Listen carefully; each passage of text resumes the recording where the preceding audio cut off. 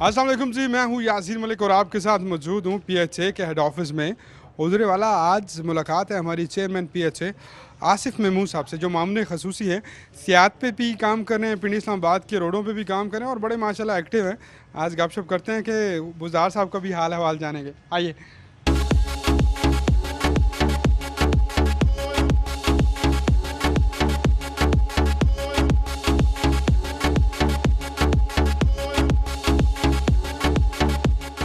बिस्मिल्लाहिर्रहमानिर्रहीम। एक और शो के अंदर हाजिर खिदमत हूँ हमेशा की तरह। आज फिर मैं एक जगह पे आया हूँ, थोड़ा दूर था आना, लेकिन मजबूरी ये थी कि बड़ा कुछ हो रहा है, बगैर बजट के हो रहा है। जहाँ जाएं वो कहते हैं पौधे शौधे नज़र आ रहे हैं, ग्रीनरी नज़र आ रही है, कैसे और क्यों नज़र आ रही है, पैसे मिल रहे नहीं। ये भाई साहब कर क्या रहे हैं, कहाँ से लाते हैं इतना पैसा।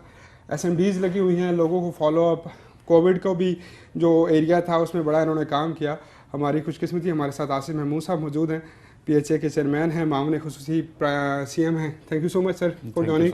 दूसरे वाला मैं कल परसों शेख साहब का किया, मुख्तलिफ लोगों का कर रहा हूँ, कहते हैं 12 करोड़ रुपए देते हैं साल बाद और बड़ा मुश्किल है जी मैनेज करना। हम तो एक छोटी सी सड़क बनाते हैं, आपने तो माशाल्लाह बहारें लगाई हुई हैं पिंडी में, तो क्या वजह है इसकी? देखें, एक तो बुनियादी तौर पे जो ब्यूटिफिकेशन है शहरों की, उसमें सबसे जो बड़ा रोल है उसमें कम्युनिटी का होता है। थोड़ा सा कोशिश पीएचए ने पिछले साल 2 साल के अंदर ये की कि हमारी जितनी बिज़नेस कम्युनिटीज़ हैं, जो हमारी कम्युनिटी है रावलपिंडी की, उनको ऑनरशिप दी जाए। जो प्राइम मिनिस्टर ऑफ पाकिस्तान की कैंपेन थी clean and green Pakistan, clean and green Punjab, उसको इनिशिएट करने के लिए लोगों का साथ में होना बड़ा ज़रूरी है। क्योंकि अमूमी तौर पे ट्रेंड डिपार्टमेंट्स के अंदर ये होता है कि डिपार्टमेंट इस वजह से भी बहुत सारा काम नहीं करते कि हम ये पब्लिक प्लेस के ऊपर जब ये काम करेंगे तो वो डैमेजेस हो जाती हैं, लोग कुछ चीज़ें उखाड़ देते हैं, पौधे उखड़ जाते हैं, जो ग्रेजिंग हो जाती है, जानवर खा जाते हैं, इस तरह की कुछ शिकायत थी। तो हमने जब मुझे चार्ज मिला प्राइम मिनिस्टर की डायरेक्शन के मुताबिक और चीफ मिनिस्टर पंजाब ने मुझे भरपूर इसके अंदर सपोर्ट किया कि हमने चैम्बर ऑफ कॉमर्स जो रावलपिंडी का उनको साथ लिया, डिफरेंट ट्रेड यूनियंस को साथ लिया, डिफरेंट प्राइवेट स्पॉन्सर्स को साथ लिया, जिनको हमने छोटा छोटा पोर्शन दे के तो रावलपिंडी शहर के अंदर छोटी छोटी इसे अगर मैं कहूँ कि आपकी अकेली एफर्ट्स हैं तो ज़्यादा ठीक नहीं होगा मादद के साथ, क्योंकि मैं नून लीग के दौर में उनका मीडिया कोऑर्डिनेशन भी देखता रहा पूरे पंजाब से। तो मुझे पता है अब्बासी साहब को मेट्रो फंड कितने मिले, मुझे पता है कि ओवरऑल 50 चीज़ों के फंड जो यहाँ पे आते हैं, ग्राउंड्स बने, हज़ारों चीज़ें हुई। ये इंडिविजुअली करना, लोग इतना ट्रस्ट करते हैं आप पे, इस ट्रस्ट की वजह क्या है? देखें, एक तो ऑब्वियसली जब आप लोग पाकिस्तान के अंदर काम करना चाहते हैं, लेकिन उन्हें बेसिकली ट्रस्ट इस सिस्टम के ऊपर नहीं होता। और दूसरा ये होता है कि जब आप काम एग्जीक्यूट कर रहे होते हैं, काम करके दिखा रहे होते हैं, जब एक चीज़ पिंडी के अंदर एक परसेप्शन और ओपिनियन अल्हम्दुलिल्लाह डेवलप हुआ है पिछले 1.5-2 सालों के अंदर के पीएचए डिपार्टमेंट, पहले तो बहुत सारे लोग इसको हाउसिंग डिपार्टमेंट समझते थे, पार्क्स एंड हॉर्टिकल्चर अथॉरिटी का किसी को पता ही नहीं था। तो अभी ज़ाहिर है इनके जब स्टाफ इनका काम कर रहा होता है, ऑब्वियसली उसमें मैं ये अगर कहूँ कि फ़र्द वाहिद का काम है तो ये नाइंसाफ़ी होगी उन लेबर्स के साथ जो माली 17,000 तनख्वाह लेके पूरा दिन मेरी डायरेक्शंस के ऊपर रोड के ऊपर काम कर रहा है। ज़ाहिर है एक प्लांटेशन जब होती है, हॉर्टिकल्चर वर्क होता है, तो उसके ऊपर मेन एग्जीक्यूटर तो माली है, जिसने बड़े मिनिमम रिसोर्सेज के साथ जो अपना महीने का खर्च भी पूरा करता है। और मैं समझता हूँ कि इसका क्रेडिट मैं अपने क्लास 4 के उन तमाम मुलाजमीन को देता हूँ कि जिन्होंने इतने कम रिसोर्सेज के अंदर पीएचए रावलपिंडी की डायरेक्शन के ऊपर, हमारे ऑफिसर्स की डायरेक्शन के ऊपर एग्जीक्यूशन ये पहले भी था, नून लीग के दौर में भी था, पीपल्स पार्टी के भी दौर में था। तकरीबन मेरा अल्हम्दुलिल्लाह सिलसिला शुरू से ही है, आज रोज़ के साथ कनेक्ट हूँ, तो पहले किसी और चैनल के साथ था। मैं लोगों से मिलता था और मैं क्योंकि खुद पिंडी से हूँ तो कोशिश होती थी कि हम पिंडी के लोगों को इस तरफ दिखाएँ कि क्यों नहीं काम हो रहा, साफ़ पानी मसला, ये मसला, वो मसला। हमारा जितना गुंजान आबाद इलाका है उसको उस तरह फैसिलिटीज़ नहीं मिल पाती। कौन कौन से लोग हैं जिसमें इसका किरदार इम्पोर्टेंट है इन 1.5 से 2 सालों में, जिन्होंने आपकी हेल्प की है? देखिए, उसमें सबसे बड़ा तो रोल उसमें चीफ मिनिस्टर पंजाब का है कि जो ज़ाहिर है वो जब चीफ मिनिस्टर बने तो मैं पास्ट टेन्योर में एमपी रहा हूँ, इधर पिंडी शहर से ही रहा हूँ, तो मुझे इश्यूज़ का तो पिंडी शहर के बड़ा खूबी पता था और मेरी ब्रॉटअप इसी शहर के अंदर है, छोटे छोटे इश्यूज़ का मुझे पता था। तो वो जब उस स्टार्ट में उन्होंने मुझे काम करते हुए देखा, उन तक इन्फॉर्मेशन की, तो उन्होंने पूरा मुझे सपोर्ट किया, इवन मुझे कैबिनेट का मेंबर बनाया लेटर ऑन उसमें, तो इन्हीं काविशों की वजह से उन्होंने बनाया। मैं समझता हूँ कि उसमें जो मेजर रोल है वो चीफ मिनिस्टर पंजाब का, उसके बाद जितनी डिस्ट्रिक्ट एडमिनिस्ट्रेशन है, बुनियादी तौर पे जो हमारे पॉलिटिकल जितने भी ट्रेंड्स हैं या जिनको मैं ये अक्सर दोस्तों से बात करता हूँ कि हमारे जो सियासतदान हैं उन्होंने चंद एक मुसलमान रवायात बनाई हैं। अब वो जब वो सिस्टम के अंदर बंदा कोई भी नया पॉलिटिशियन आता है वो जब उस सिस्टम के अंदर आता है तो उनको ये बताया जाता है कि ये एसओपीज हैं और इन्हीं को आपने फॉलो करना है, तो यही से कामयाब सियासत है पाकिस्तान में। वेयर एज जो प्राइम मिनिस्टर इमरान खान है, जो उनका विजन था वो टोटल निज़ाम की तब्दीली का था। तो मैं तो प्योरली पॉलिटिकल बैकग्राउंड से था नहीं, मैं पीटीआई का नज़रियाती एक वर्कर हूँ, और मैं उस विजन को जो प्राइम मिनिस्टर ने स्टार्ट किया था, जिसके लिए 22 साल जदोजहद की, उसकी एग्जीक्यूशन के लिए जो है वो अपने सेल्फ लेस होके इस शहर के लिए कंट्रीब्यूट कर रहा हूँ। बतौर एक आसिफ साहब को मैं देखूं अकेला ले जाएं, आप पीटीआई के वर्कर नहीं है, कुछ नहीं है, तो क्या मुतमिन है सीएम साहब की परफॉर्मेंस से?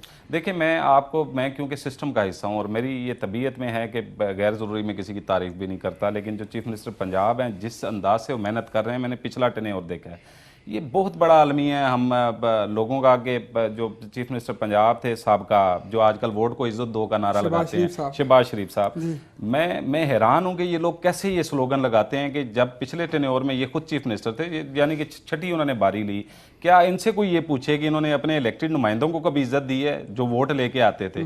तो वोट को इज्जत अगर ये मांग रहे हैं, आज क्लेम कर रहे हैं, तो ये तो सबसे बड़े डिक्टेटर तो खुद हैं।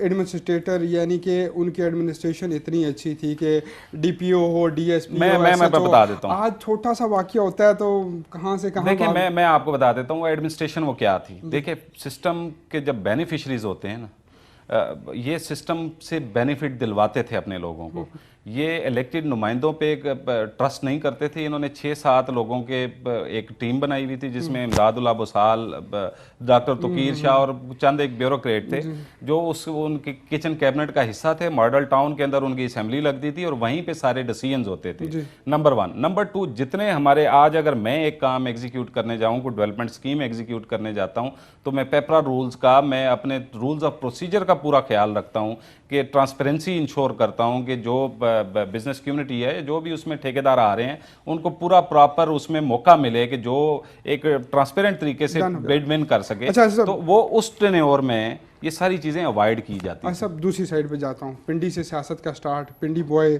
हमारा मशहूर ज़माना, एक तखल्लुस लिया जाता है पिंडी के लड़कों के लिए, तो पिंडी बॉयज़ वाला ट्रेंड फॉलो करते हैं या नहीं? मासूम से बंदे हैं भाई, मुझे वो शेख रशीद टाइप दिमाग है या नहीं? देखिए, पिंडी का बंदा हो तो बिल्कुल मासूम टाइप तो नहीं होता, हो ही नहीं सकता। ये पिंडी का जो ब्रॉटअप है मेरा, ऑब्वियसली बचपन में जिस तरह आम पिंडी के जो नौजवान हैं आजकल, खेल कूद, मैंने क्रिकेट यहाँ पे बहुत ज़्यादा खेली है, फिर शरारतें भी बेताशा की हैं, तो ऑब्वियसली ब्रॉटअप तो वो है।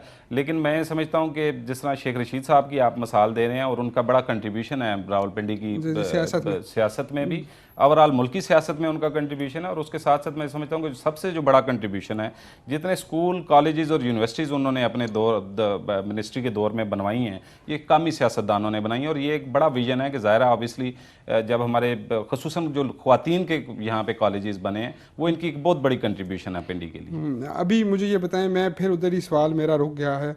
आसिफ साहब, आपको लोग मासूम के तौर पे जानते हैं कि यार हार्ड वर्किंग बंदा है, उस तरह बयान सामने नहीं आते।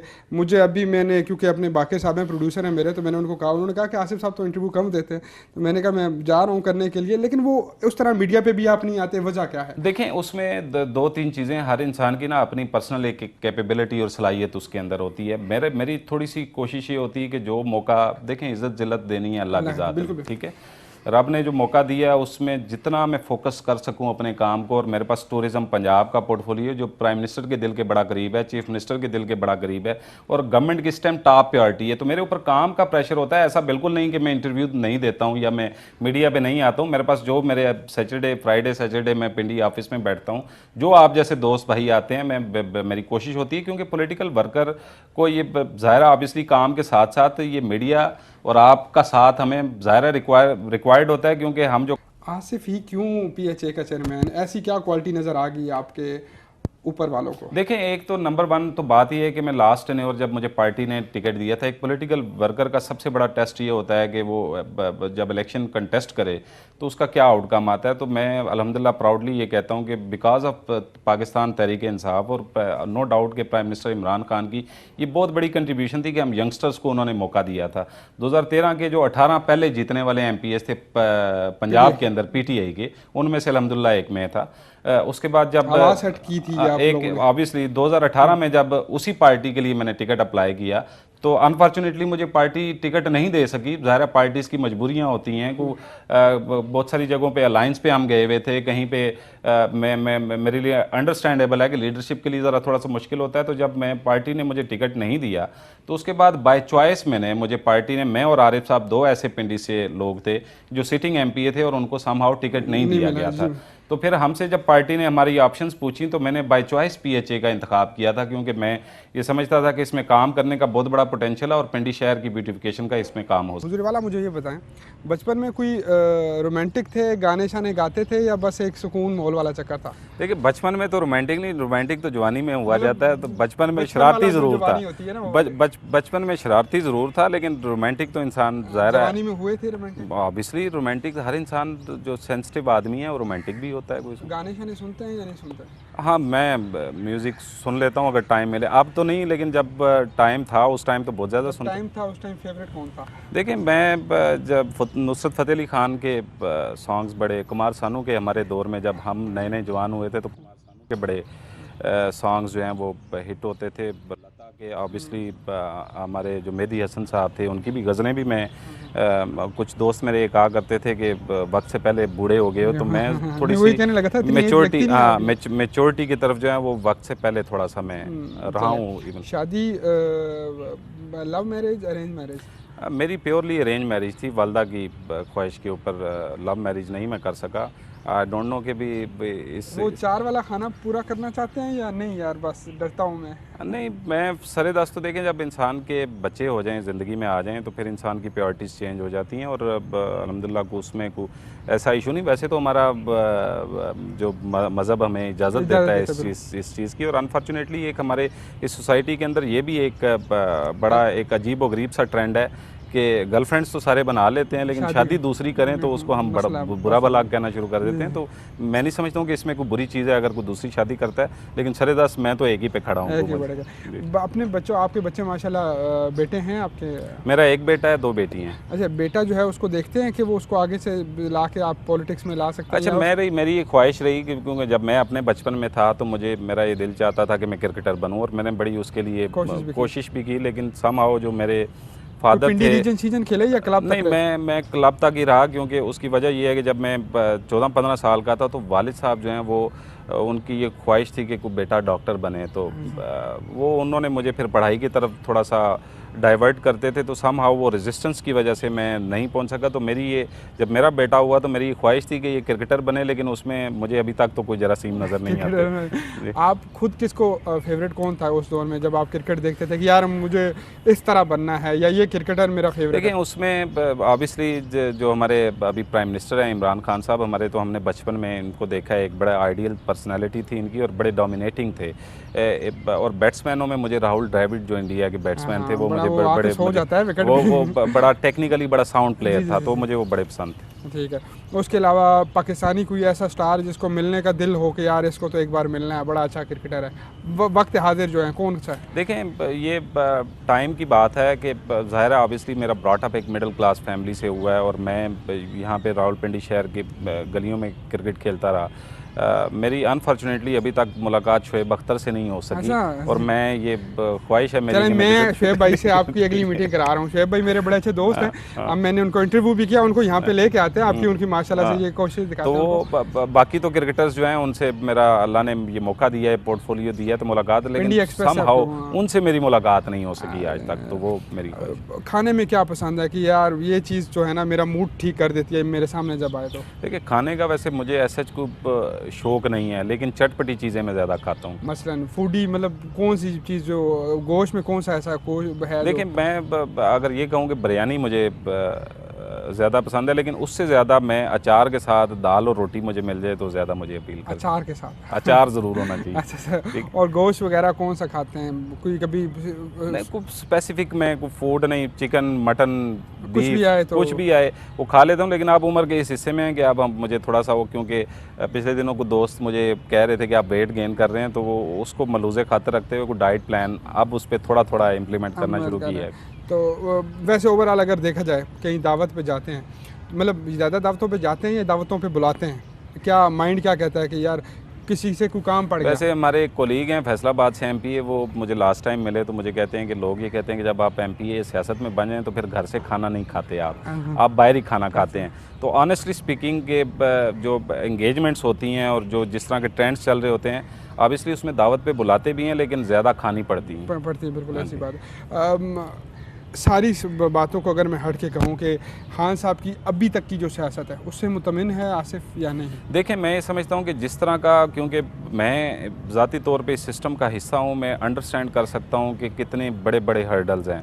मैं ये समझता हूँ कि जिस मेहनत और लगन से मेन चीज़ होती है इंसान की नीयत, इंसान की नीयत और विल है क्या उसमें वो काम करने की। तो मैं पूरी श्योरिटी के साथ, शायद अपने बारे में नहीं कह सकूँगा लेकिन उनके बारे में मैं ये कह सकता हूँ, और उनकी ये क्रेडिबिलिटी भी, और मेरा ये यकीन भी है कि वो पाकिस्तान के जो हालात हैं उनसे वो निकालने की वाहिद उम्मीद इमरान खान। सर, एक अजीब सा सवाल है मेरा, थोड़ा सा हिडन लफ्ज़ों में, कि बहुत बड़ा टैग लग गया है इस हुकूमत पे कि ये हुकूमत लाई गई है और ये हुकूमत अब भी उन्हीं के इशारों पे नाचती है। तो is that you are the member of? देखिए, मैं आपको ये बता दूं कि एक तो जितनी खान साहब की तबीयत को मैं जानता हूं और जितना हमारे आम पाकिस्तानी जो समझते हैं, देखें जिस इदारे को पॉइंट आउट किया जाता है, जिस इदारे को हिट किया जाता है, मैं समझने से कासिर हूँ कि ये जो लोग हिट कर रहे हैं या जो ये बात कर रहे हैं वो लोग किसकी पैदावार हैं। पहली तो बात ये है। नंबर दो ये है, देखें प्रैक्टिकली आप इस चीज़ को अंडरस्टैंड करें कि पाकिस्तान को अंदरूनी और बैरूनी चैलेंजेस का सामना है, और जिस इदारे को ये हिट करते हैं, कतई नज़र इसके कि कौन ठीक है कौन गलत है, उसका बेनिफिशरी इस टाइम पे कौन है, इस चीज़ को मलूज़े खातर रख लें। और वो वाहिद इदारा है पाकिस्तान का।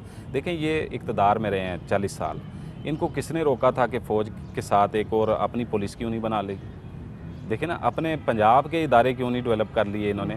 जब एक इदारा है जो डिसिप्लिन्ड है, जिसके अंदर मेरिट है, जिसका कोई कायदा कानून है, वो उसको फॉलो करती है, और वो है आर्मी हमारी, तो वो डोमिनेट करेगी। आसिफ साहब, आप ये समझते हैं कि हमारे बहुत सारे अदारों की नाकामियों का सिरा भी इसी वजह को जाता है? देखिए, मैं पॉलिटिकल आदमी हूँ ना, मैं आपको ये बिल्कुल ऑनेस्टली ये बता रहा हूँ कि मैं असेंबली का मेंबर रहा हूँ 5 साल में, एमपीएज मिनिस्टर्स के साथ उठता बैठता हूँ। मैं आपको ये बता रहा हूँ कि कैपेबिलिटी और कैपेसिटी का बहुत बड़ा फुकदान रहा है हमारे पॉलिटिकल क्लास में। देखें, ये हमारे पॉलिटिकल जो क्लासेस रही हैं, ये मेनली देखें ना, यही प्राइम मिनिस्टर पॉलिटिकल एक फ़ेज़ में से गुजर के जब प्राइम मिनिस्टर इमरान खान बना तो आपके सामने 15 से 16 जर्नलों ने सलूट किया, और मेरा ख्याल है तारीख में पहली दफ़ा आपने, क्योंकि ज़ाहिर है उनको नज़र आ रहा है कि जो सामने बंदा है वो क्रेडिबल है। जब करप्शन में लते पते लोग उनके सामने जाके बैठेंगे, जर्नलों के और ब्रिगेडियर, तो उन्होंने क्या उनको वेटेज देनी है? क्या करप्शन आर्मी के डिपार्टमेंट में नहीं है? दुनिया के हर मुल्क आप अगर गए ना, डेवलप्ड जो कंट्रीज़ हैं, करप्शन वहाँ पे भी होती है यार, लेकिन कोई राह रस्म की करप्शन होती है। यहाँ पे तो हमारे यहाँ तो ये सरकार के सिस्टम्स के अंदर ये है कि सारा कुछ ही घर ले जाते हैं ना। कुछ तो इस मुल्क के ऊपर रहम करें, इन लोगों के ऊपर रहम करें, कुछ उनके लिए छोड़ें। अपने कहीं शहबाज शरीफ में और उस्मान बुज़दार में एक सिमिलैरिटी क्या है, एक क्वालिटी जो मुश्तरका हो? देखिए, मैं आपको ये बताऊं कि एक तो अल्हम्दुलिल्लाह को एक भी क्वालिटी मुश्तरका नहीं है। उसकी वजह ये है कि देखें, मैं ये प्रैक्टिकली इतना डाउन टू अर्थ और हम्बल चीफ मिनिस्टर पंजाब का एक बहुत बड़ा पोर्टफोलियो है। बड़े बड़े चैलेंजेस में से ये हुकूमत निकली है। कोविड का मामला ले लें, बहुत सारे सिक्योरिटी इश्यूज़ भी हमारे इस टेन्योर के अंदर डेवलप हुए। हमारे पिछले दिनों वकला का एक लाहौर के अंदर बहुत बड़ा एक चैलेंज, ज़ाहिर है वकला जो बरादरी है उसका अपना एक, हमारे यहाँ वो कम्युनिटीज़ के भी अंदर डेवलप हुए हैं ना, हमारे पॉलिटिशियंस के अंदर भी माफियाज हैं, और दूसरे हर डिपार्टमेंट में तकरीबन हम डॉक्टर्स का भी अपना एक प्रेशर ग्रुप बना हुआ है। जी, तो खुशामदेद कहता हूँ जी, एक मरतबा फिर आसिफ साहब से गुफ्तगू जारी है। हुजूर वाला बड़े शॉर्टकट भी जवाब देते हैं और ज़रा घुमा भी लेते हैं मुझे। अब ज़रा सही बात कीजिएगा, सीधा जवाब दीजिएगा मुझे। आपने पहले तो नहीं माना कि कैबिनेट में आपका कोई फेवरेट है या नहीं है? पिंडी में तरक्की पिछले दौर में हुई या इस दौर में हो रही है? प्रोजेक्ट, बड़े प्रोजेक्ट की बात देखिए, मैं to be honest with you कि जो डेवलपमेंट के प्रोजेक्ट्स रावलपिंडी शहर के अंदर, जो अगर पिछले टेन्योर में अगर मैं ये कहूँ कि RIU का एक प्रोजेक्ट जो है, यूरोलॉजी डिपार्टमेंट जो हॉस्पिटल बना है, वो एक बहुत ज़बरदस्त इनिशिएटिव था। रावलपिंडी इंस्टीट्यूट ऑफ कार्डियोलॉजी बड़ा ज़बरदस्त इनिशिएटिव था। तो मैं समझता हूँ कि ये इस सवाल का जवाब तो मैं जब PTI की हुकूमत के 5 साल गुजर जाएंगे तो उसके बाद आपको पता चलेगा। क्योंकि मैं आज ही एक सुबह एक हाई प्रोफाइल मीटिंग में था, तो मुझे ये अंदाज़ा है कि रावलपिंडी के लिए एक बड़ा पैकेज जो है वो अनाउंस होने जा रहा है और रावलपिंडी शहर और को चाहे वो टूरिज्म क्या सेक्टर के कोई अंदर मेट्रो के जैसी नहीं, फैसिलिटीज मेट्रो को या तो कुछ? मैं समझता हूँ कि मेट्रो जो है उसका तो मुझसे अगर ये पूछें उससे बेहतर लेई एक्सप्रेस वे का प्रोजेक्ट अगर गवर्नमेंट एग्जीक्यूट कर लेती तो ज़्यादा वायबल होता। लेकिन लेई का तो प्रोजेक्ट है वो लॉन्ग टर्म चलना है, उसको तो 2-4 सालों में कंप्लीट कोई भी गवर्नमेंट नहीं कर सकती। तो हर गवर्नमेंट का कोशिश होती है कि नहीं, मैं आपको ये बता रहा हूँ कि मेट्रो के कंपैरिजन में मैं आपको ये बता रहा हूँ कि जब ये शेख रशीद ने पिछले टेन्योर में इनिशिएट किया जी है जी। ये उस टाइम पे उससे ज़्यादा प्रायोरिटी लेई एक्सप्रेस को देनी चाहिए थी, उसको पिंडी को ज़्यादा बेनिफिट होता वैसे उस ये प्रोजेक्ट से। थोड़ा सा मैं कहूँ कि बात नहीं है, गलत बात नहीं है कि आप शेख साहब के प्रोजेक्ट को करते हैं। वो पाकिस्तानी अवामी मुस्लिम लीग उनकी अपनी एक पार्टी है, उनका अपना एक एजेंडा है, वो उस पर चल रहे हैं। आपके प्रोजेक्ट और उनके प्रोजेक्ट अलग अलग होने से। देखिए मैं आप जो दो आपको प्रोजेक्ट बताए हैं रावलपिंडी इंस्टीट्यूट ऑफ कार्डियोलॉजी और यूरोलॉजी, तो वो शेख साहब के तो नहीं है, वो तो मेरी मुखालिफ जमात जी के जी, मैं बंदे हनीफ अब्बासी साहब ने जी जी। उसको इनिशिएट किया, तो मैं तो उसकी भी तारीफ कर रहा हूँ। तो अच्छा, मैं बेसिकली जो डॉक्टर हूँ, पिंडी डेंटिस्ट हूँ, सुनिएगा कि मैं क्योंकि इस डिपार्टमेंट को थोड़ा बहुत जानता हूँ। सेंट्रल हॉस्पिटल भी मैंने ड्यूटी की, मैंने कार्डियोलॉजी में ड्यूटी। जो काम पिछले दौर में हुआ है या जितना डॉक्टर जूनियर सीनियर मुतमिन था, मैं तो अभी रिज़ाइन दे चुका हूँ, ठीक है, मैं अभी सिर्फ आपका इंटरव्यू ही करने के लिए आया हूँ। हुजूर वाला आज वो डॉक्टर मुतमिन नहीं है, टेंशन का शिकार है ना, उसको प्रॉपरली मेडिसिन वहाँ पे प्रोवाइड हो रही है ये पेशेंट्स को, मतलब बहुत सारी चीज़ें। और सबसे बड़ी बात कि लास्ट टाइम आपने 500 गुना ज़्यादा मेडिसिन के रेट बढ़ा दिए, तो ये ज़्यादा देखें, एक तो बुनियादी तौर पे ओवरऑल इस चीज़ को एडमिट करने की भी ज़रूरत है कि महंगाई में इजाफा होता है और इन्फ्लेमेशन होती है, ऑब्वियसली वो महंगाई और लेकिन मेरी अपनी ज़ाती अंडरस्टैंडिंग है कि जो अद्वियात की कीमतें बढ़ी हैं वो उनको प्राइम मिनिस्टर साहब बड़ा कीनली ऑब्जर्व कर रहे हैं, उसको कंट्रोल करने के हवाले से भी हम कोशिश कर रहे हैं। अभी डॉक्टर फैसल सुल्तान जो है वो वफाक में और डॉक्टर यास्मीन राशिद, देखिए जब सिस्टम को शिफ्ट करते हैं यास्मीन राशिद पे तो आपके लोग क्रिटिसिज्म करते नहीं, हैं कि मियां साहब बाहर उनकी वजह से हर उस बंदे के ऊपर क्रिटिसिज्म होता है जो इनोवेशन के साथ एक नए ट्रेंड्स को इंट्रोड्यूस करवाएगा। आप ये अंडरस्टैंड करें उस सिस्टम के साथ चलना जो सिस्टम इस्टेब्लिश था। मैं भी पिंडी का रहायशी हूँ, ऑब्वियसली आप डॉक्टर हैं, आपका अपना एक्सपीरियंस होगा, लेकिन एक आम आदमी को जब किसी सरकारी अस्पताल में तब भी जानने में मुश्किलात थी और आज भी जानने में मुश्किलात हैं, लेकिन जो सिस्टम इस्टेब्लिश करना, सिस्टम डेवलप करना किसी डिपार्टमेंट के अंदर, वो सबसे बड़ा चैलेंज होता है। और जब आप सिस्टम को शिफ्ट करते हैं तो ऑब्वियसली उसके अंदर जो सिस्टम्स के बेनिफिशरीज हैं वो हर्डल्स क्रिएट करते हैं और उसी फेज़ में से आज तहरीक इंसाफ की हुकूमत गुजर रही है। मैं मान गया। मुझे ये बताइएगा कि तहरीक इंसाफ ये सारे काम करके खान साहब हर तोप का रुख अपनी तरफ क्यों करवा लेते हैं? मतलब कि कुछ चीज़ें हैं वो ना भी उनके ऊपर वो अगर अमल पैरा हों, अब दवाइयों की मेडिसिन अगर आपने थोड़ी बढ़ा दी उसके बाद कंट्रोल होगी, अब दोबारा से इस मामले को छेड़ने की क्या जरूरत है? देखिए, मैं एक तो चीज़, कोई सच्चा और खरा आदमी इस चीज़ की तमीज़ नहीं करता कि तोपों के रुख किसकी तरफ हैं, ठीक है। जो जिसकी सिस्टम खरा आदमी सियासी भी है ना सर, जिसने नो डाउट वो पॉलिटिकल आदमी है, लेकिन एक ऑब्जेक्टिव और एक काज और एक मिशन के साथ कनेक्टेड आदमी जो है वो उस पर कंप्रोमाइज़ नहीं करता, अपने ऑब्जेक्टिव पे कंप्रोमाइज़ नहीं करता। उसमें आने वाली मुश्किलात, उसके ऊपर जितना प्रेशर डेवलप होता है वो एक कता नज़र उसके, क्योंकि खान साहब तो ये अक्सर कहते हैं कि प्रेशर वो लेने वाले नहीं हैं। और अगर सिस्टम को चेंज करना है तो ऑनेस्टली मैं आपको ये समझ रहा हूँ कि उसमें लोगों को जिस फेज़ में से हम गुजर रहे हैं उसमें से गुजरना था। और इसको अभी मैं समझता हूँ कि आपके चैनल के तवज्जुह से मैं लोगों को ये बताना चाह रहा हूँ कि चीज़ें बेहतरी की तरफ जा रही हैं और इंशाल्लाह जब हमारा टेन्योर कंप्लीट होगा तो उनको वाज़ेह फ़र्क नज़र आएगा।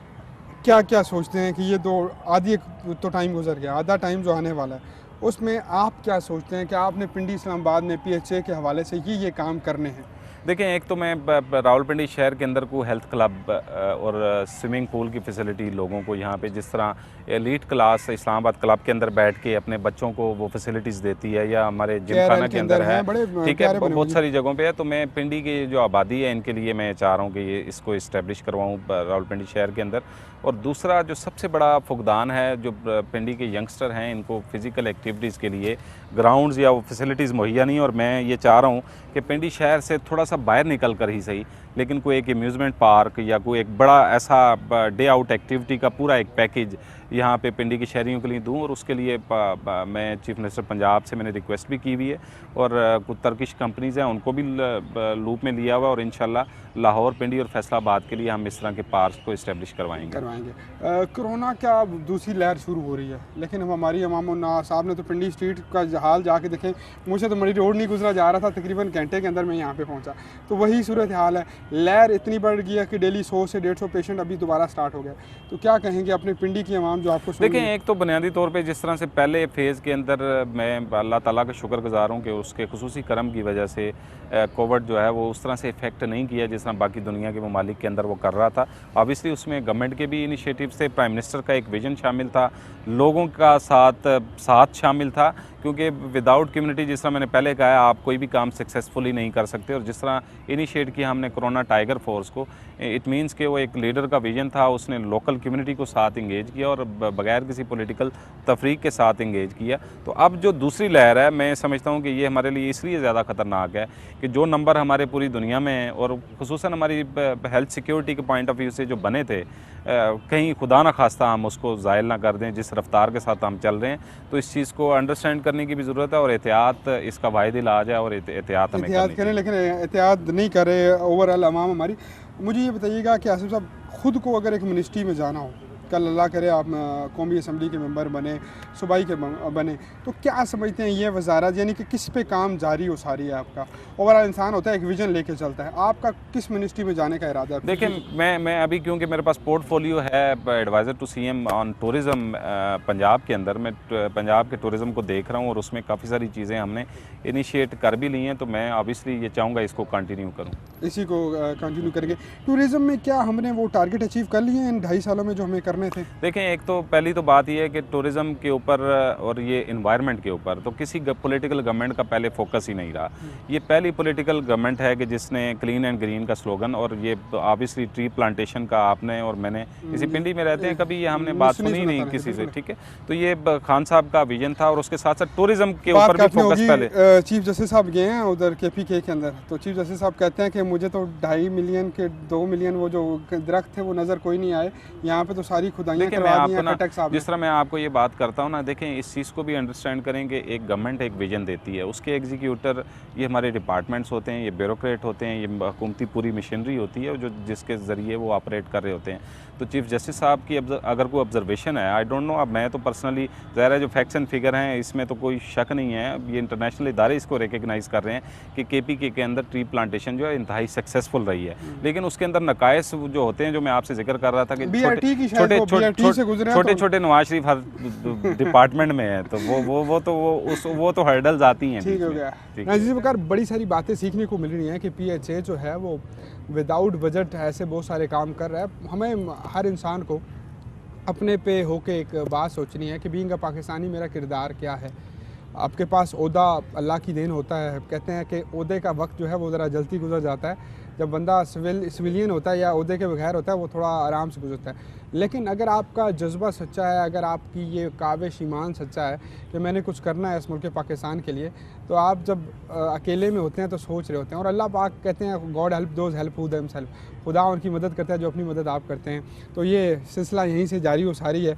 उधर वाला अभी जो नेक्स्ट फ्यूचर में आपने कहा कि मैं ये प्रोजेक्ट करना चाहता हूँ, इनके लिए काफ़ी बजट चाहिए, खास करके लई के प्रोजेक्ट के लिए, तो क्या कोई मंजूरी शंजूरी के कोई साइन है आपके पास? देखिए, मैं ये समझता हूँ कि लई एक्सप्रेस वे के ऊपर तो हमारे कमिश्नर साहब और डिपार्टमेंट्स, वो ज़ाहिर है मेरे से रिलेवेंट नहीं है, वो उस पर एग्जीक्यूशन कर रहे हैं और वो उस पर काम भी काफ़ी सारा हो चुका है। और रिंग रोड तो आप अल्हम्दुलिल्लाह वो तो आप बिल्कुल वो स्टार्ट होने के मराइल के अंदर है, उसमें अभी 2-3 साल ऑब्वियसली लगेंगे, लेकिन ये वंस लेकिन रिंग रोड के एक बहुत बड़ा ये रवात और ये चक्री रोड और ये बड़े बहुत सारे लोग, लेकिन उसमें सबसे जो बड़ा इम्पैक्ट उसका आना है जो रावलपिंडी शहर के अंदर जो ट्रैफिक के मसाइल हैं उसमें काफ़ी हद तक कमी आ जानी है रिंग रोड के बनने से। उसके बाद ऑब्वियसली जो पिंडी शहर पे जिस तरह से चीफ मिनिस्टर पंजाब ने मेहरबानी की हुई है और जिस तरह से फोकस किया हुआ है, ब्यूटिफिकेशन का कंपोनेंट उसमें PHA देख रहा है।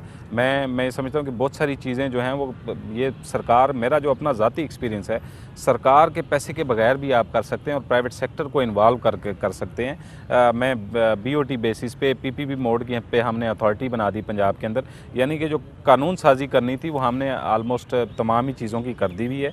और अब कोशिश हम ये कर रहे हैं कि without public utilization of public fund ये फैसिलिटीज़ लोगों को प्रोवाइड कर सकें। और प्राइवेट सेक्टर को ज़ाहिर है, जब प्राइवेट सेक्टर आता है एम्प्लॉयमेंट जनरेट करता है, किसी भी जगह के ऊपर आएगा और गवर्नमेंट के फंड्स के बगैर वो रेवेन्यू जनरेट करके PHA रावलपिंडी को देगा। तो उन प्रोजेक्ट्स को मैंने लाइन अप किया और बहुत जल्द वो पिंडी शहर के अंदर एग्जीक्यूट होंगे। अभी बहुत सारे अंदर हमारे एरिया ऐसे हैं जिसमें 10 फुट सड़क है, 8 फुट सड़क है, इसके ऊपर भी कोई आप हिकमत अमली बना रहे हैं? देखिए, मैं ये ज़ाती तौर पे समझता हूँ कि हमारे पिंडी शहर का बड़ा अलमिया रहा है कि ये ज़ाहिर है कोई प्लान्ड सिटी नहीं है, ठीक है। जब प्लान्ड सिटी नहीं है तो फिर महकमों की इन्वॉल्वमेंट के साथ और कुछ माफियाज़ के ऑपरेशंस के साथ यहाँ पे अब हम इस लेवल पे दहेज पे खड़े हुए हैं कि आप ये देखेंगे पिंडी की सड़कों के ऊपर देखेंगे PHA ने अगर ट्री प्लांटेशन की है तो रोड्स को ड्रिल करके हमने ट्री, इट मीन्स कि हमें किसी जगह पे इतनी जगह नहीं मिल रही थी कि हम पौधा लगा सकें। तो मैं समझता हूँ कि बहुत बड़ा अलमिया रहा है और ये हमने अपनी आने वाली नस्लों के साथ ये ज़्यादती की है। आपके साथ बिल्कुल इस्लामाबाद है, वेल प्लान सिटी है और exactly. आज भी बहुत अच्छा है।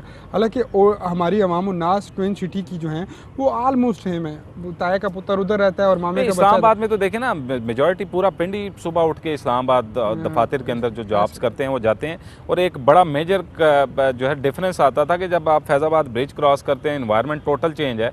और मैं आपको ये फील होता होगा क्योंकि मेरी ज़िंदगी में अल्लाह ने मुझे हर किस्म के फेज़ में से गुजारा है। मैंने थ्रू आउट इस्लामाबाद में जब मैं ऑफिस में अपने जाया करता था, बाइक के ऊपर जाता था और सर्दियों में बड़ी ठंड हो जाती थी। तो जब आप फैज़ाबाद ब्रिज हम क्रॉस करते थे तो ठंड में इजाफा हो जाता था। सेम इसी तरह जब आप गर्मियों में ट्रैवल करते थे तो जब आप पिंडी शहर के अंदर इंटर होते थे तो गर्मी में इजाफा हो जाता था। तो इट मीन्स कि टेम्परेचर का भी डिफरेंस होता था और वो सारा प्लांटेशन ना होने की वजह से। अभी हमने कोशिश किया, जब आप इस्लामाबाद से इंटर होते हैं पिंडी शहर में, उस ब्रिज को थोड़ा सा डिकोर किया है, ट्री प्लांटेशन वहाँ पे आपको नज़र आएगी, ग्रीनरी नज़र आएगी। जो मेट्रो पिलर्स हैं उनको ब्यूटीफाई करने के लिए मैं पूरी तरह से कोशिश कर रहा हूँ पिछले 1 साल से। लेकिन वो इंतज़ामी हर्डल्स, हमारे प्रोसीजरल प्रॉब्लम्स, इनमें आके चीज़ें रुकती हैं। लेकिन मैं पूरी तरह डिटर्मिन हूँ और मेरी ये ख्वाहिश है कि अल्लाह ने मुझे अगर साल 1.5 साल मज़ीद ये मौका फ़राहम किया तो मैं पिंडी शहर की शक्ल बदलूंगा इंशाल्लाह। आसिफ साहब, हीरो से ज़ीरो या ज़ीरो से हीरो बने हैं, ये जो सफ़र था इसमें कहीं दोस्तों ने साथ दिया, घर वालों ने साथ दिया या क्रिटिसिज्म ज़्यादा हुआ? देखें, एक तो बुनियादी तौर पे जो हमारा अमूमी ट्रेंड है, जो खुसूसन जिस तरह की फैमिली से हमारा ताल्लुक़ है, जब मैंने पॉलिटिक्स ज्वाइन की 2005-06 में, जब मैं PTI का हिस्सा बना तो उस टाइम पे हमारा एक फैमिली बिजनेस था, मैं उसको भी लुक आफ्टर करता था। तो मुझे घर से बड़ी बहुत ज़्यादा प्रॉब्लम्स होती थी, क्रिटिसिज्म होता था कि एक शरीफ आदमी का क्या काम है सियासत के अंदर, ठीक है। तो मैं जो प्राइम मिनिस्टर का भी उस टाइम पे जो हमारे चेयरमैन थे पार्टी के, उनका भी यही टेक हुआ करता था कि जब आप शरीफ लोग जो हैं वो इस फील्ड में नहीं आएंगे, बदमाशों के लिए ये फील्ड ओपन छोड़ेंगे, तो फिर मैं और आप क्यों गिला करते हैं कि ये सिस्टम जो है ये हमें कुछ देता नहीं है, ठीक है। तो मेनली तो इस चीज़ को अंडरस्टैंड कर लें कि कोई भी शख्स है, मेरा कोई पॉलिटिकल बैकग्राउंड नहीं है, अल्लाह ने बेपनाह इज़्ज़त से नवाजा है और मैं दिन रात अल्लाह से एक ही दुआ करता हूँ कि इस सीट के ऊपर होते हुए मेरी एक तो क्रेडिबिलिटी पे क्वेश्चन ना आए, नंबर 2 ये है कि मुझसे किसी गरीब के साथ कुछ ज़्यादती ना हो। आपके नाक़दीन भी आपकी तारीफ़ करते हैं, इसमें मैंने देखा है कि वो आपकी मासूमियत पे या आपके स्ट्रेट फॉरवर्ड पॉइंट पे जेंटलमैन लुक आपकी है। लेकिन क्या जेंटलमैन लुक ही काफ़ी है, डिलीवरेंस ना हो तो चलता है? देखिए, मैं एक तो बात यह है कि जेंटलमैन लुक का होना ज़रूरी नहीं है। मैं समझता हूँ कि इंसान में कैपेसिटी और डिलीवर करने का पोटेंशियल होना बड़ा इंपॉर्टेंट है। मैं आपको ना इसी पे, मैं जब MPA बना 2013 में, तो ज़ाहिर है एक पॉलिटिकल बैकग्राउंड ना होने की वजह से मैं लोगों से फीडबैक लेता था। आप अपनी फीडबैक लेके मैं बाइक के ऊपर MPA बन के फिरता था और मुझे बहुत बड़ा इशू रहा थ्रू आउट कि मैं, ज़ाहिर है लोग एक्सपेक्ट करते हैं कि MPA मिनिस्टर आएगा तो किसी प्रोटोकॉल में आएगा, किसी बड़ी सी गाड़ी से उतरेगा। तो एक मोटरसाइकिल पे अगर MPA गुजर गया तो उनको तो पता ही नहीं चला कि हमारा MPA इस गली में से गुजर गया, ठीक है।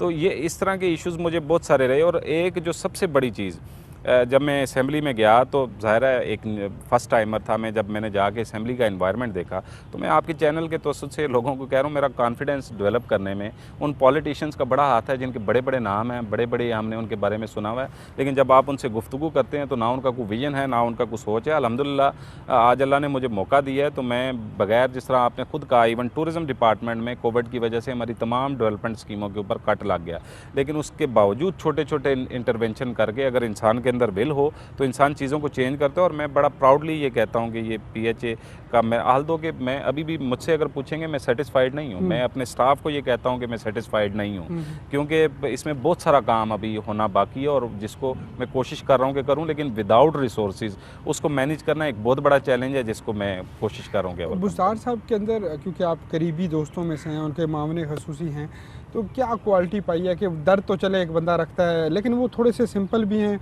और विजनरी हैं, या विजनरी? देखिए मैं आपको एक चीज़ ये बता दूं कि आउटस्पोकन नहीं है, ठीक है, लेकिन मैं उनकी जो सबसे बड़ी क्वालिटी है जो मैंने उनको देखा है, उनकी बहुत शार्प मेमोरी, चीज़ें उनको याद रहती हैं। और इवन के पंजाब के अंदर एग्जीक्यूट होने वाली एक एक डेवलपमेंट स्कीम का उनको पता होता है। और दूसरी चीज़ उनमें मैंने ये ऑब्ज़र्व की है कि वो जब उनसे मैं सम टाइम में जब उनसे मिलता हूँ 10 दिन बाद 15 दिन बाद, तो मैंने अगर लेट्स सपोज बात की है कि पिंडी या कोटली सतिया में हम टूरिज़म स्पॉट, तो उसकी भी अपडेट उनके पास होती है। इट मीन्स कि वो चीज़ों के साथ कनेक्टेड रहते हैं।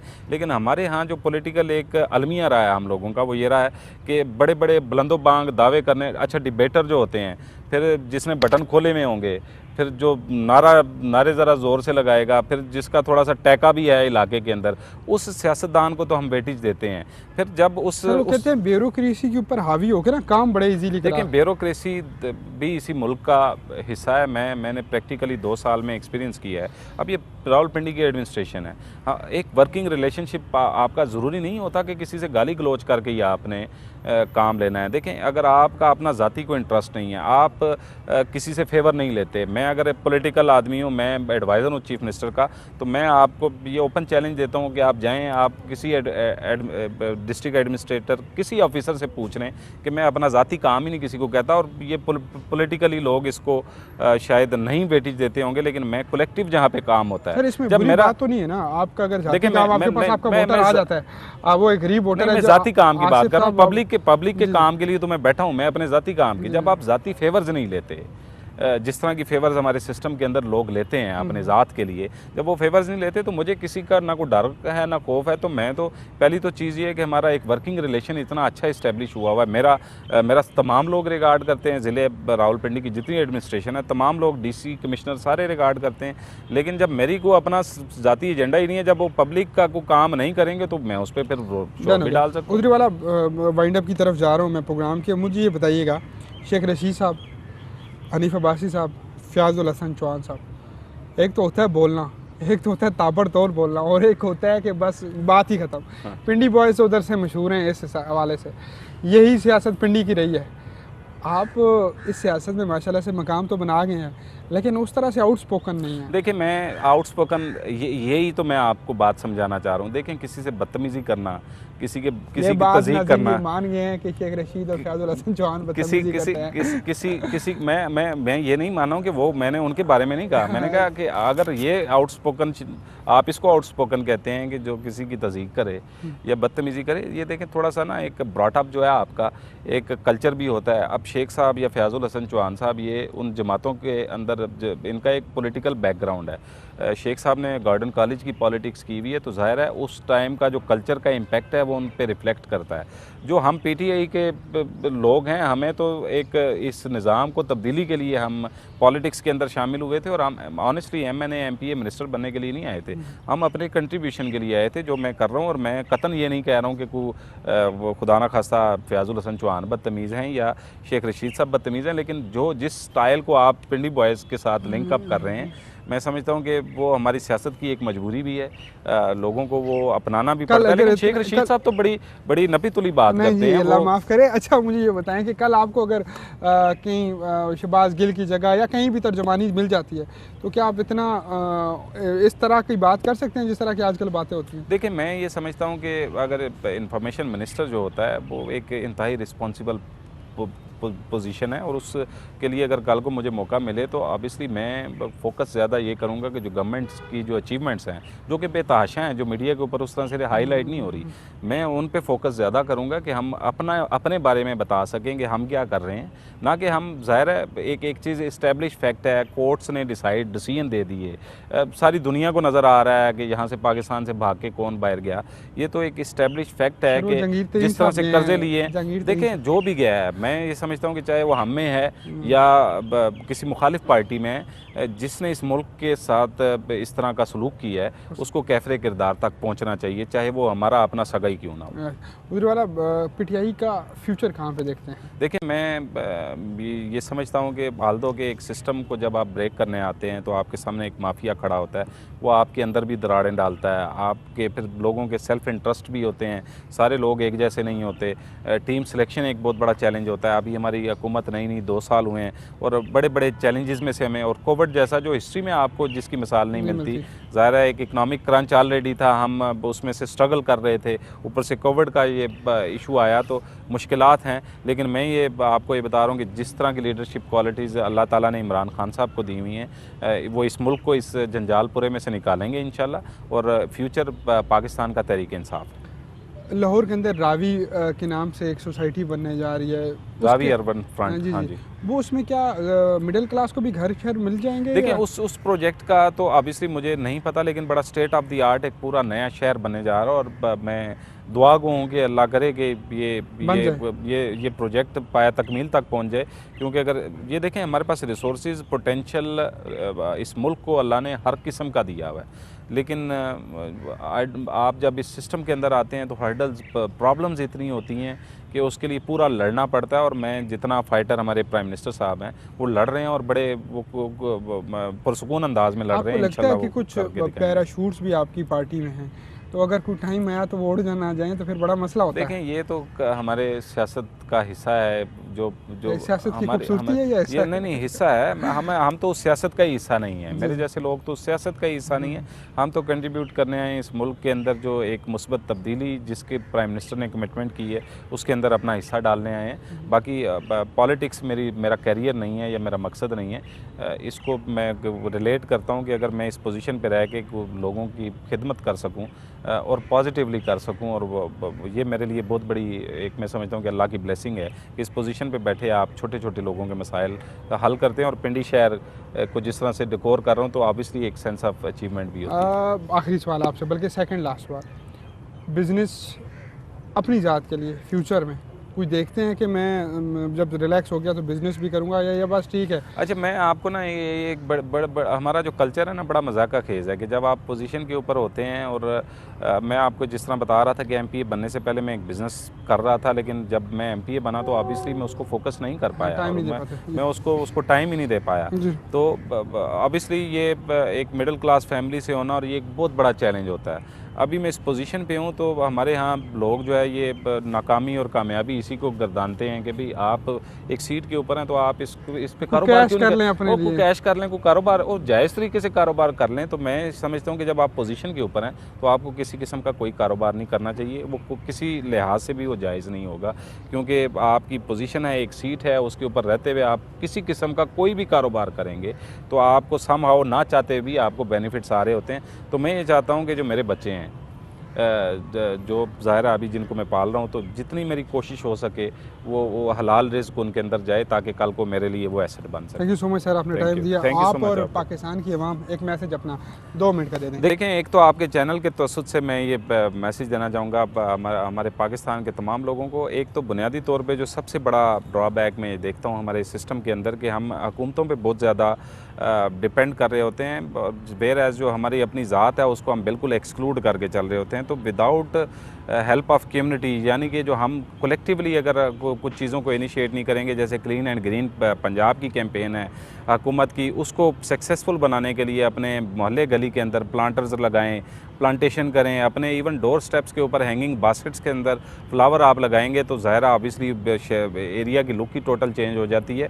उसके साथ साथ मैं ये कहना चाहूँगा कि जो हुकूमत हमें जिन हालात के अंदर मिली थी, नो डाउट कि महंगाई है और हमारा खुद उस तबके से ताल्लुक़ है जो इससे इफेक्ट होता है। मैं खुद एक मिडिल क्लास फैमिली से हूँ, लेकिन मैं सिस्टम के अंदर हूँ। मैं आपको पूरा यकीन दिलाता हूँ कि इंशाल्लाह जिस तरह से प्राइम मिनिस्टर साहब दिन रात महंगाई के इशू के ऊपर मीटिंग्स ले रहे हैं, और चीफ मिनिस्टर पंजाब ने अभी रिसेंटली तमाम कैबिनेट मेंबर्स को डायरेक्ट किया, मुझे ज़िला जेहलम की जिम्मेदारी दी है कि आपने वहाँ पे हफ्ते में 2 दिन रह के प्राइसेस को कंट्रोल करना है, और जो शुगर और आटे का जो बुरहान है उसके ऊपर भी हम एक मुस्बत पॉलिसीज़ ला रहे हैं जो इंशाल्लाह आने वाले सालों के अंदर जिसका इम्पैक्ट पाकिस्तान के ऊपर आएगा और ये महंगाई का जिन हम कंट्रोल करेंगे। Thank you so much sir, Thank you, आपने thank you. इतना टाइम दिया हमें। Thank you so much all of you. आप देखते हैं, सुनते हैं हमें, और इसी तरह अगले मेहमान के साथ मुलाकात होगी अगले हफ्ते में। लेकिन बड़ी मज़े की बातें हुई आसिफ साहब से। जब एक मिडिल क्लास इंसान ऊपर आता है और उसकी बहुत सारी सोचें होती हैं, ये वो सोच आज मरी रोड पे ऊपर नज़र आती है, एक साफ़ सुथरा PHA के अंदर नज़र आती है, इनके